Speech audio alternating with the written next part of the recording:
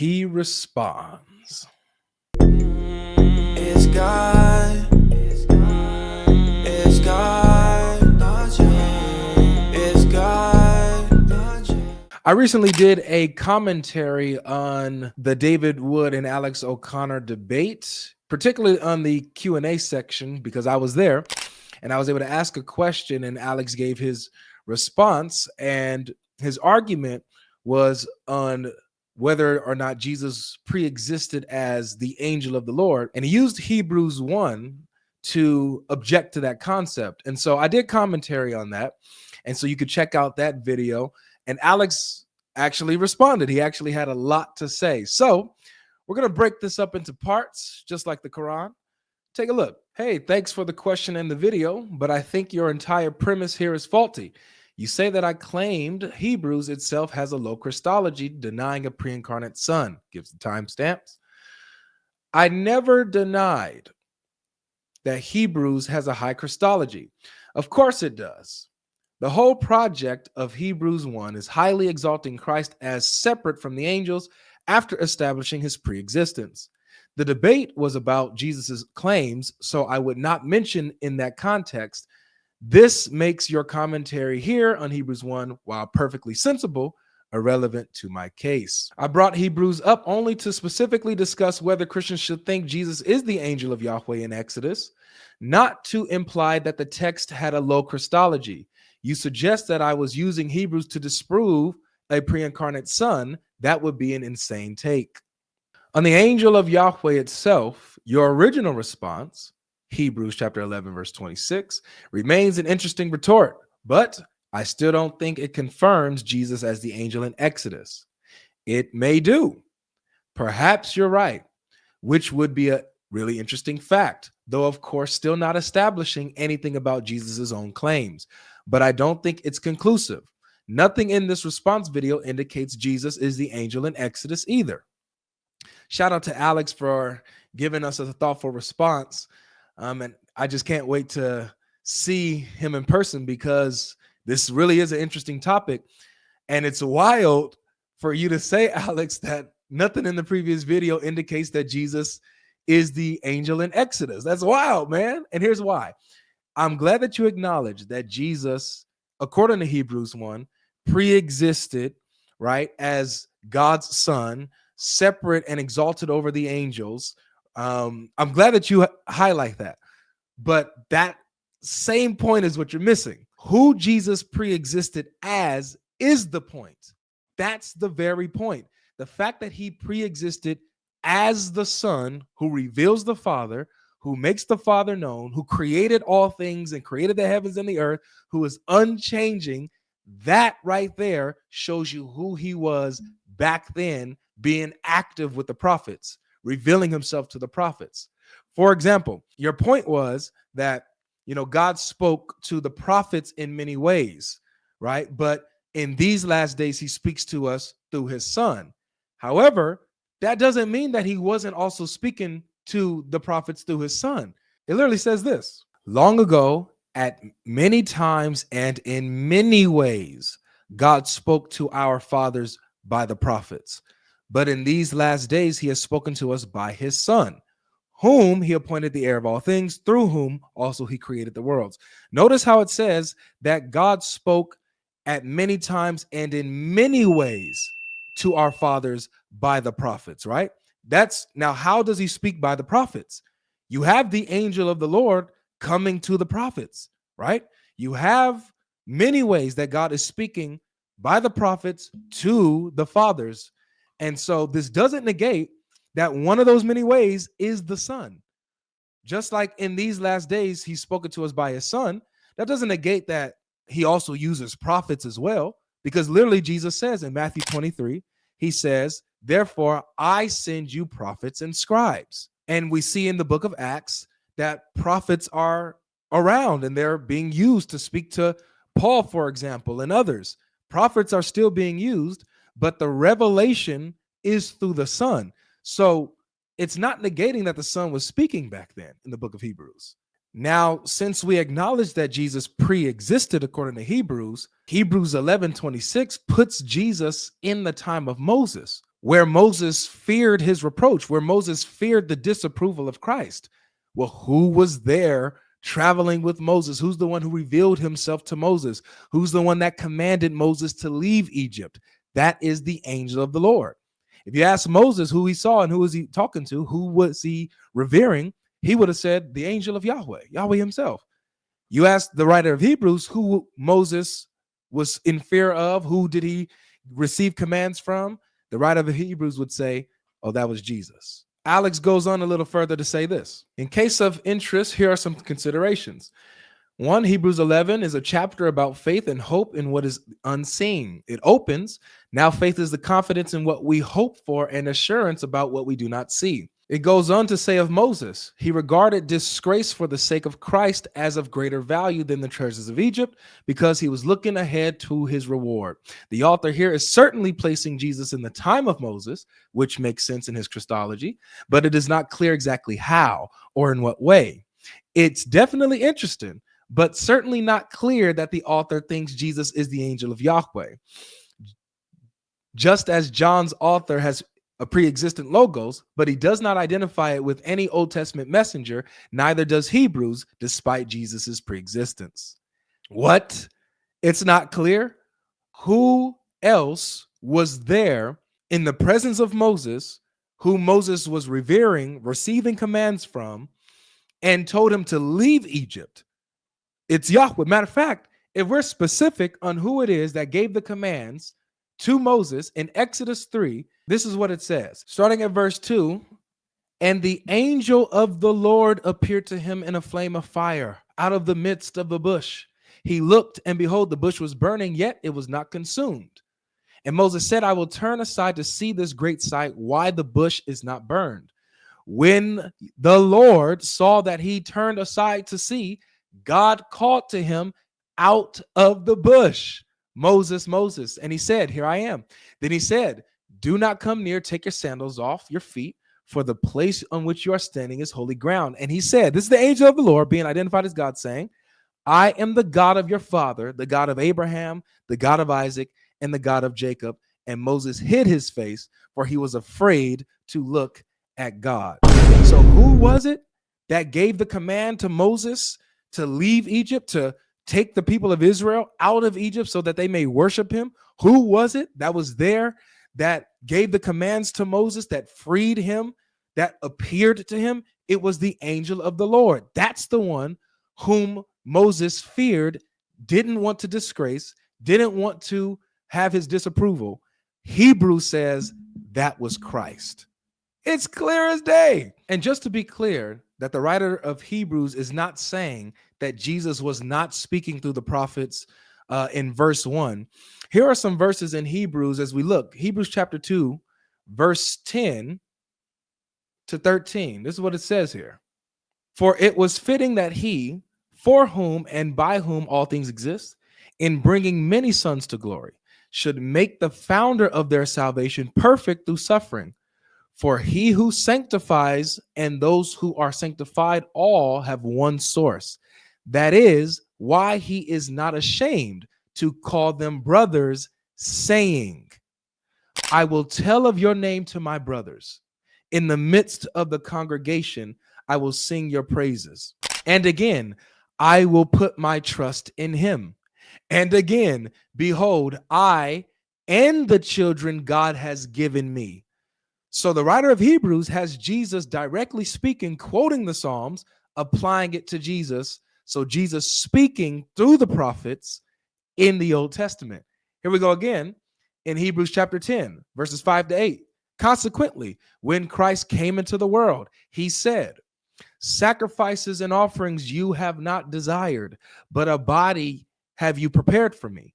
In burnt offerings and sin offerings you have taken no pleasure. Then I said, behold, I have come to do your will, O God, as it is written of me in the scroll of the book. When he said above, you have neither desired nor taken pleasure in sacrifices and offerings and burnt offerings and sin offerings, these are offered according to the law. So when we look at the book of Hebrews as a whole, we clearly see that they display Jesus speaking, communicating in the Old Testament before he takes on flesh. So there's no way in the world that Hebrews 1 is negating that Jesus was speaking in the Old Testament or speaking through the prophets or that God was using the Son to speak in any way. He spoke in various ways. He goes on to say this. 2, Hebrews has a tendency of taking OT concepts and applying them to Jesus, even though the Old Testament passage was not about Jesus at all. Most interesting here is Hebrews 1:8. But about the Son, he says, your throne, O God, will last forever and ever. A scepter of justice will be the scepter of your kingdom. This quotes Psalm 45, in which the title God is given human king who is getting married. A footnote in the NIV for "O God" here says, here the king is addressed as God's representative, which is really interesting in the context of this debate. You say that since Hebrews quotes a psalm in which Lord is applied to Jesus, but in the psalm referred to Yahweh, Hebrews must be saying Jesus is Yahweh. By that logic, since the psalm quoted immediately prior applies God to Jesus, but in the psalm it refers to an earthly king, Hebrews is saying that Jesus is that earthly married king. That can't be right. I just have to say, if you think, Alex, that Psalm 45 is just talking about just some mere earthly king, some mere human earthly king who's married, my guy, you are missing the mark here. First of all, let me show you in the indications, one, that he's not just a merely earthly king.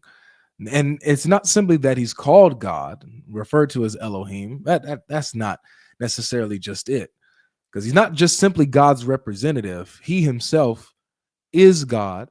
And let me show you why. Because in verse 11, it says this about the king, about the bride, says, let the king be enthralled by your beauty. Honor him, for he is your Lord. Now, why is this significant? This is significant because in the Hebrew, the words here for he is your Lord is Adonayik. Adonayik. Now, why is this significant? Because this happens only once. This shows up only one other place, and that is in Isaiah chapter 51, verse 22. And this phrase is used. It says, thus says Adonayik, your Lord, Yahweh, your God. This is the only time this word is used to refer to someone. Elsewhere, it's Yahweh, God, the Lord, and it's used for this king described in Psalm 45. This isn't just some mere human earthly king. This is Yahweh. Another nugget here in Psalm 45, verse 17, is what it says here. It says, I will perpetuate your memory through all generations. Therefore, the nations will praise you forever and ever. The nations will praise you, not just Israel, but all the nations. The Gentile nations will praise this king who is Yahweh, Adonayik, who has a term referred to only for Yahweh. The nations will praise him. Why is this significant? Because one, you do not have a Davidic king where all the nations praised. You do not have a king in Israel, of all of Israel, where all the nations were subject to and all the nations praised and gave him honor. This is messianic. This is of the Messiah, which is why a lot of the rabbis interpret this as being exclusively of the Messiah. And mind you, this is written after Solomon. This is after Solomon. This ain't talking about Solomon. They ain't talking about no other king other than the messianic king, who all nations will praise, sing his praises. Does that sound familiar? Sounds like the Son of Man in Daniel 7, who is given glory and honor and kingdom, right, and majesty forever and ever. And all the nations, all peoples and tongues and languages will serve him. It's the same guy. Now, you really emphasize the fact that this king in Psalm 45 is married, as if that cancels out that it could be talking about Christ, because Christ wasn't married while he was here, right? Well, let's look at who Christ identifies himself to be, not just him, but Also, John the Baptist. Look at what this says here. In John chapter 3, verse 27 to 29, John the Baptist speaking says, John answered, a person cannot receive even one thing unless it has been given from him from heaven. You yourself bear me witness that I said, I am not the Christ, but I have been sent before him. The one who has the bride is the bridegroom.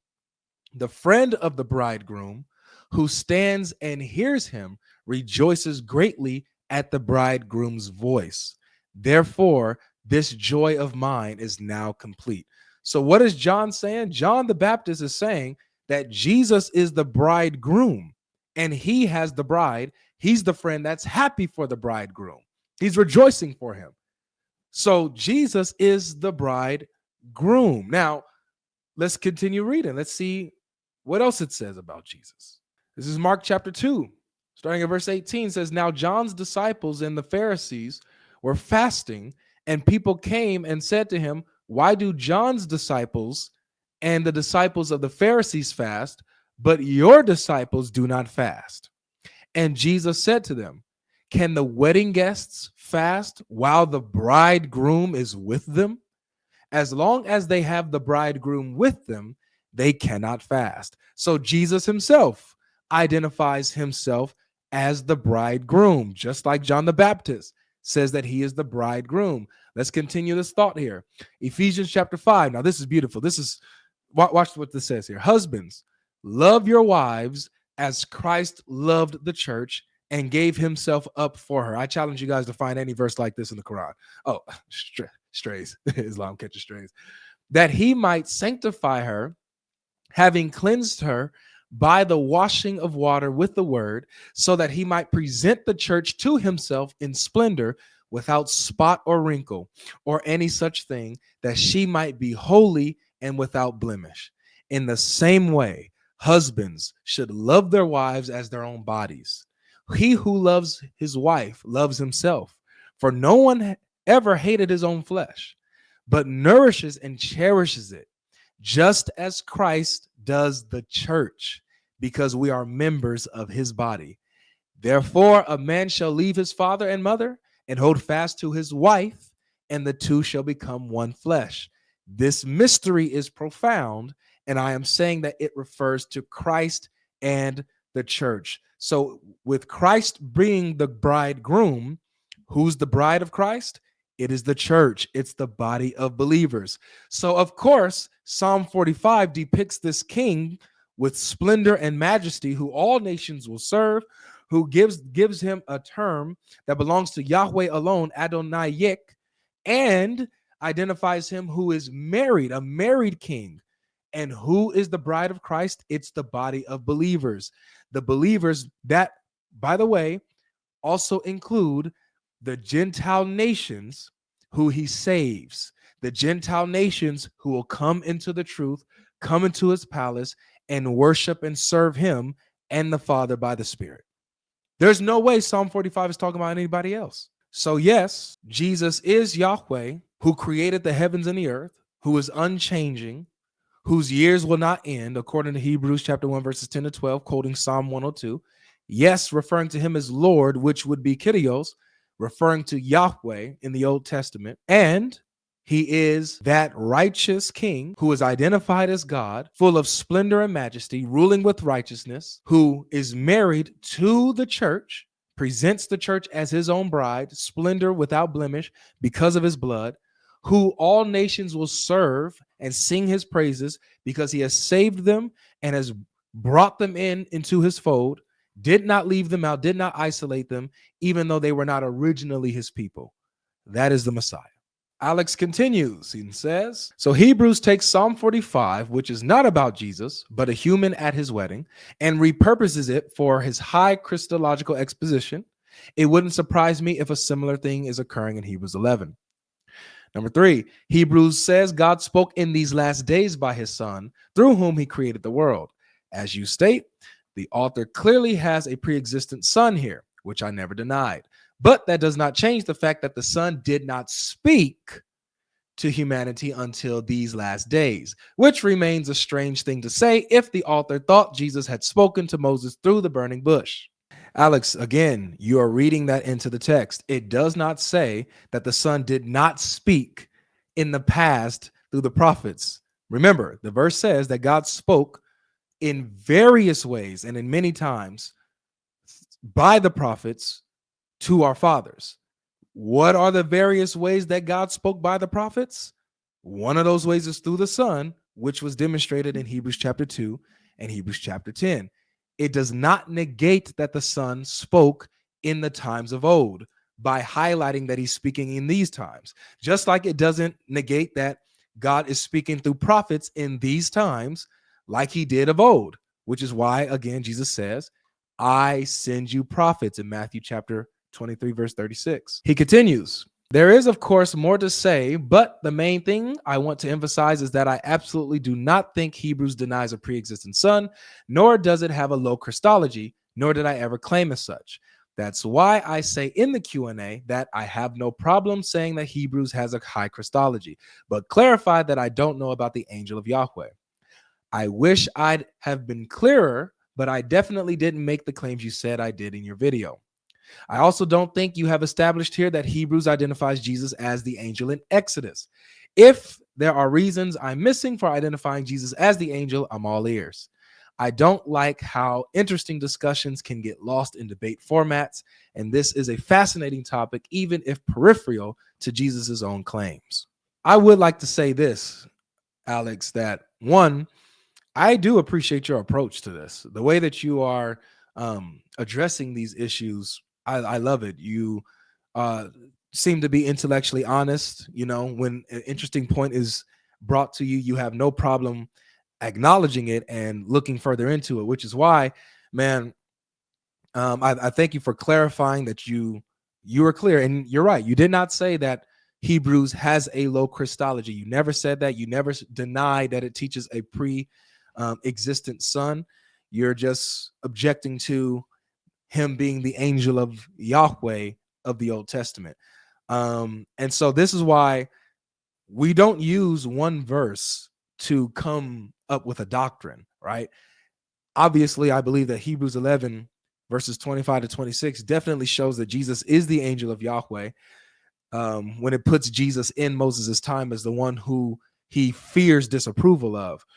However, I wouldn't just use that verse alone. We will look at the totality of the New Testament, the totality of the Old Testament, and come to the conclusion, look at, use proper hermeneutics to conclude that Jesus is indeed the angel of Yahweh, which is why, I'm going to be in London pretty soon, and I would love for us to have this conversation. Let's talk about whether or not Jesus is the angel of Yahweh. Does the scripture teach this? Does the scripture display and portray Jesus as the angel of Yahweh? Let's talk about it. On another note, I hope that you guys enjoyed this video. If you guys want to check out my previous video where this is all stemming from, it's down in the link below in the description. Also, like and subscribe and check out the other videos. If you guys like these type of breakdowns, let me know. Put in the comments section if you guys think good points were made. What do you guys think about the points Alex made? Let us know in the comments section. I'll see you guys in the next video. Oh my God. Logic.